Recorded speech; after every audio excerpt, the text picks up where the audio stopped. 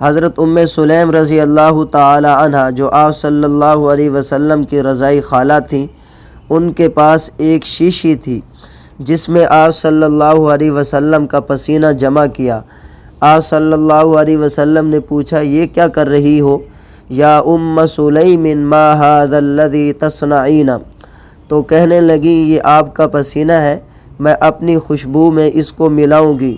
قالت ھذا عرقک نجعلہ فی طیبنا وہو من اطیب الطیب، وہ بہترین خوشبو ہوگی، ہم اس کو خوشبو میں ملاتے ہیں، وہ بہترین خوشبو بن جاتی ہے۔ سبحان اللہ۔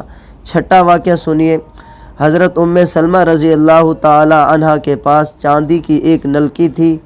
کوئی بیمار اگر پانی لاتا اس میں بال مبارک ڈال دیتی تھی، اس سے مریض شفا یاب ہو جاتا تھا، نظر بد دور ہو جاتی تھی۔